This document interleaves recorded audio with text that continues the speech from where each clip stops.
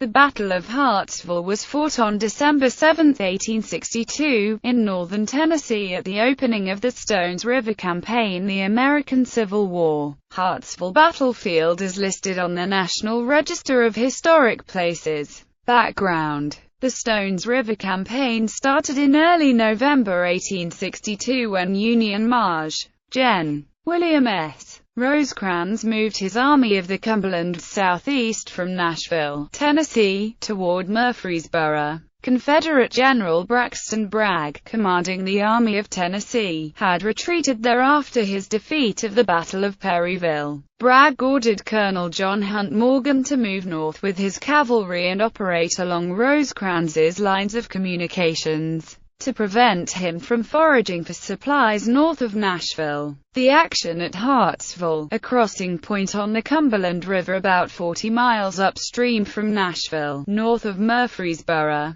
was an incident in Morgan's raid to the north, before Rosecrans had the bulk of his infantry forces on the move. Battle. Guarding the river crossing at Hartsville was the 39th Brigade, 14th Corps, Army of the Cumberland, consisting of the 106th Ohio Infantry, 108th Ohio Infantry, 104th Illinois Infantry, and 2nd Indiana Cavalry. The brigade was commanded by Col. Absalom B. Moore. Under the cover of darkness, Morgan crossed the river in the early morning of December 7, 1862, with about 1,300 men, mainly Kentuckians, outnumbered by about 1,000 troops to the Union Brigade. Another Union force, 3 times that size, was encamped 9 miles away at Castalian Springs, close enough to hear the guns, but too far away to interfere. Morgan's attack took the Union camp by surprise. One account from a participant indicates that the Confederates were able to get past the picket line by wearing blue uniforms. Another that they wore civilian clothes and posed as refugees.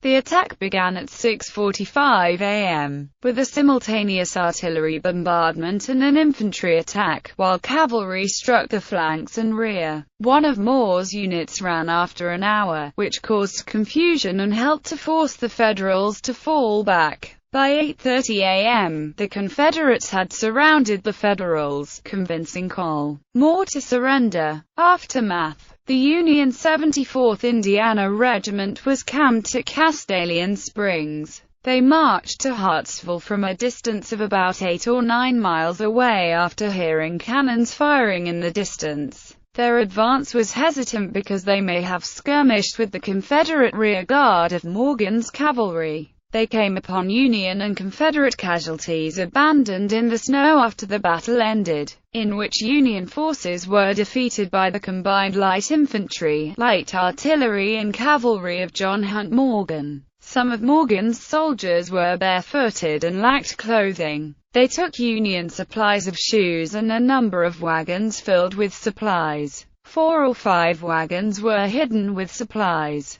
Reports give the number of dead and wounded at about 200. 15 Confederate soldiers, frozen so stiff, were left behind with other wounded according to Basil W. Duke, field commander of the Confederate Rapid Deployment Force. Union wounded were also left behind, but 2,004 prisoners were marched south to Lebanon. The soldiers of the 74th were too late in their arrival because of snow on the ground, the freezing weather and the Confederate rear guard. The Confederates knew of the Union encampment strength and where they were deployed. The Confederates had taken precautionary action by deploying Quirk's Scouts and Kluge's regiment to impede the Union relief force. The Confederates had to increase the pace of their retreat, and some Union prisoners were forced to wade the Cumberland River or one of its tributary creeks. Morgan inflicted 58 Union casualties, at the cost of 139 Confederate. However, he also left the battlefield with 1,844 Union prisoners and a wagon train heavily loaded with captured equipment and supplies.